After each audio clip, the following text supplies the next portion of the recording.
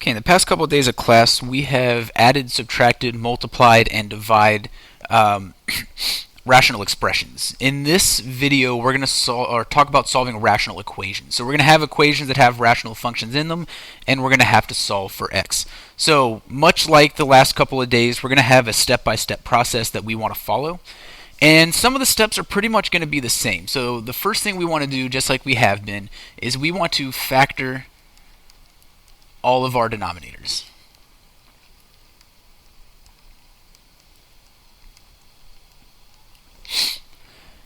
Now, unlike adding and subtracting, we don't really care to make a common denominator. We want to actually, in this case, get rid of all of our denominators. So how we're going to get rid of all of our denominators is we're going to multiply every term. So multiply every term by all the factors of the denominators. So all factors of the denominators.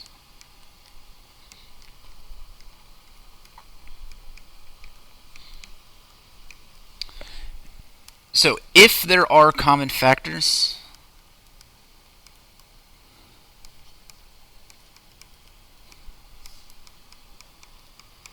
we only need to multiply by 1. Or only multiply it once. You can multiply it by the common factor 2 or 3 times, however many there are. It's just going to make more work for you in the end. We really only want to multiply it one time. And if we do this correctly, we will have no more denominators.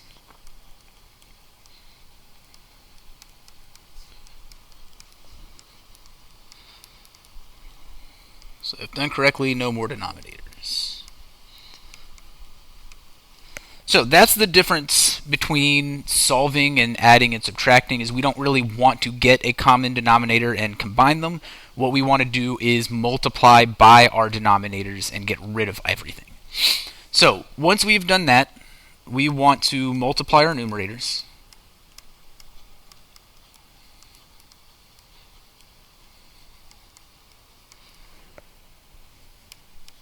And then we want to solve. And this is one of those times where we want to check our answers. So check your solutions. So we might get extraneous solutions like we did before, so we actually have to check them. So again, factoring our denominators, multiply every term by all factors of the denominators. If there is a common factor, then we only need to multiply once.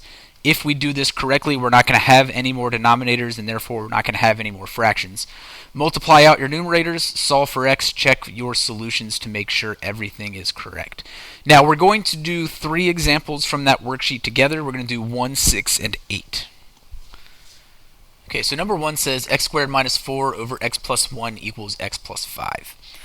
Now, you'll notice that our first step said only factor the denominators. We don't really care about the numerators being factored in this case. So we could, if we wanted to, factor our numerator into x plus 2, x minus 2, but it's going to make things a little bit more complicated later if we do so. So we're going to leave it how it is. Looking at the denominator on the left-hand side, we really can't factor it. It's already factored. And looking at the right, there is no denominator. So we're going to kind of skip step 1 and go right into step 2, which is multiply every term by your factors in the denominator. So in this case, there's only the one factor. So we only need to multiply everything by x plus 1. So we're going to say x plus 1 times x squared minus 4 over x plus 1 equals x plus 1 times x plus 5. So again, if we do this correctly, our denominators should go away. So if you look on the left-hand side, we have factors of x plus 1 that can cancel. So we're going to get x squared minus 4 equals, and then step 3 is going to be multiply out your terms. So we have an x plus 1, x plus 5 on the right-hand side. So that's going to give us an x squared plus 6x plus 5. And now we just want to solve for x. So let's subtract an x squared from each side. So those are going to cancel out. We'll be left with negative 4 equals 6x plus 5. Subtract our 5. Negative 9 equals 6x. Divide by our 6. And x is going to be equal to negative 9 over 6, which is negative 3 halves. So we would want to go back, check our answer, plug that back in for x, make sure it works. The left-hand side should equal the right-hand side. But in the interest of time, we're not going to do that.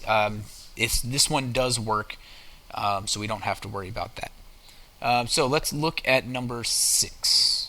So number 6 says x over x minus 1 equals 1 over x minus 1 plus 2 over x. So again, we want to think about factoring our denominators. There's nothing we can factor. Everything's already factored out. So we need to just multiply everything by all of our terms. Now, in the step-by-step directions I gave you, I said something about a common factor. If you look at our first term, the x over x minus 1, its denominator is x minus 1. The first term on the right-hand side, the 1 over x minus 1, also has x minus 1 as its denominator. That's a common factor. So when we go to step 2 and multiply everything, we only need to put x minus 1 one time. Now we also need to think about the last term, 2 over x. Its denominator has a factor of x. So we need to multiply every term by x minus 1 times x. So we get x minus 1 times x over x minus 1 is going to be equal to x minus 1 times x times 1 over x minus 1 plus x minus 1 times x times 2 over x. So every factor of a denominator needs to show up in that part we're multiplying by. So now we're just gonna cancel out and multiply and solve like we did in the last problem. So x minus 1 is gonna cancel. X times x is gonna be x squared. Equals, our x minus 1s are gonna cancel again. X times 1 is just gonna be x. This time our x's are gonna cancel, and we're gonna say plus x minus 1 times 2. So we need to multiply that out. So if we distribute the 2, we're going to get 2x minus 2. So x squared equals 3x minus 2. We have a squared term, so everything needs to go to that side. And we need to factor. So if we factor this, we're going to get x minus 2 and x minus 1. So x is going to equal 2 and x is going to equal 1. But we need to think about checking our answers. If we put 1 in for x, we're going to get a 1 minus 1 in this denominator and a 1 minus 1 in that denominator, which is going to be a 0, which means we're not going to be able to use that because we can't divide by 0. So this is an extraneous solution. Our only solution is going to be x equals 2. So let's look at one more, and then we'll call it quits, and you can get started on the rest of this worksheet. We're going to look at number 8. All right, so number 8 says x minus 3 over x minus 1 minus 2 over x plus 1 equals x minus 5 over x squared minus 1. So we can actually factor one of our denominators this time. The term all the way to the right, we can factor its denominator, difference of squares, and we're going to get x plus 1, x minus 1.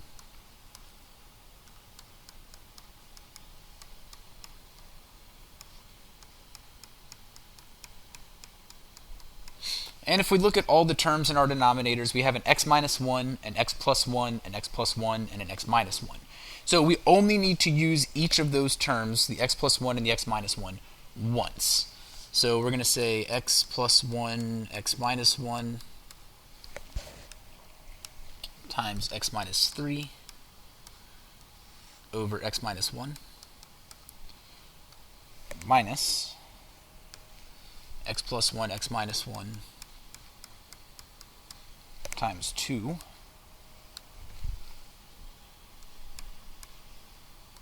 over x plus 1 equals x plus 1, x minus 1 times x minus 5 over x plus 1, x minus 1. So go through, cancel out the terms that you have in common. So we get the x minus 1 gone, x plus 1 is gone, x plus 1 and x minus 1 are going to be gone. Now we need to multiply. So if we distribute the x plus 1 and the x minus 3, we're going to get x squared minus 3 plus 1, so minus 2x minus 3. Now we have to be careful here. We have a minus sign in between our two terms, so let's put that second term inside parentheses when we distribute. So we're going to get 2x minus 2 inside parentheses equals, and all we have left is x minus 5 over there. If we distribute the negative 1, we're going to get x squared minus 2x minus 3 minus 2x plus 2 equals x minus 5. Move everything to the left side, combine your like terms. So x squared minus 3, nope, not going to be minus 3, sorry.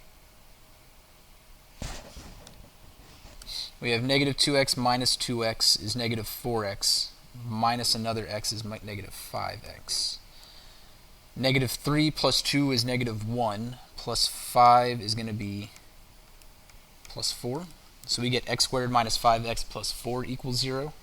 Factor, so we can say x minus 4, x minus 1 equals 0. So x equals 4 and x equals 1. Once again, check your answers and you're going to find out that this x equals 1 is not going to work because it's going to make this and this 0, which gives us zeros and denominators, which are bad. So follow the steps and we should be pretty good with solving our rational equations.